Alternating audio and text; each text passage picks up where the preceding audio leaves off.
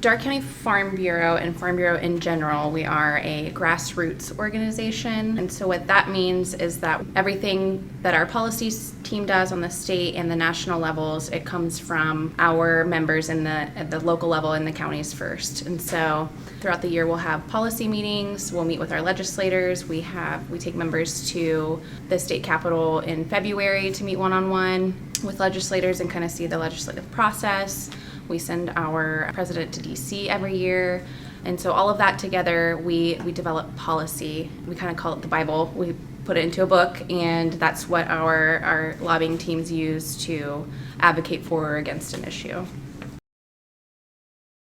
Our advocacy stuff is always our main concern, those meetings throughout the year. But we also, our board this year kind of, during our planning, looked at the value we were putting back into the community. And so one of the issues that we heard from people was the concerns with the commercial truck driver's license and the increased cost of doing that. And so this year we have a grant for Farm Bureau members that are obtaining their CDLs. And so that was something that was really important to us. We are starting to do more educational series in the county. Programs are kind of targeted to farm diversification and smaller ways to bring in income that's not, farming, that's maybe not so much the advocacy side of things.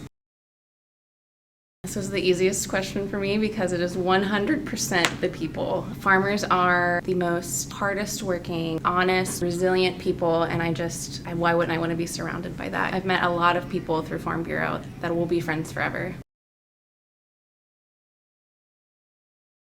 So we always have our core challenges that we deal with, and that would be like weather or market prices or stuff that kind of we don't have a lot of control over. But that meeting that I mentioned in February, that's a really good meeting for me to be able to sit and listen to what farmers are concerned with. And some of the biggest things that came out of that was people are concerned about tax relief. Our CAUV is a huge continuing fight, and that Farm Bureau is leading the forefront on. We've got the state expert on our policy team for CAUV, and so she's kind of taking charge and making sure that stays intact and that it's working for our farmers and our landowners. Another big challenge was our land development and property protection. We've got a lot of different entities going for our farm ground, our good farm ground right now, and so that was a big concern and how we can combat that.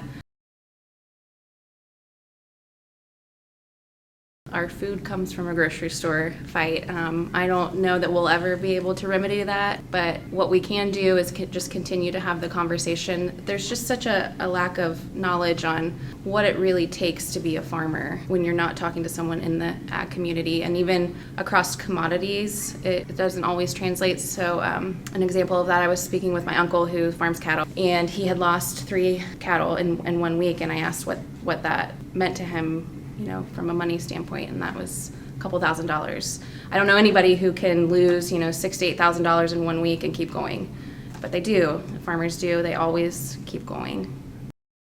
Thank you to the Chamber for recognizing the work that we're doing. We will always do the work, but sometimes it's really nice to just, get recognized for it. So, and I know my board's really proud too.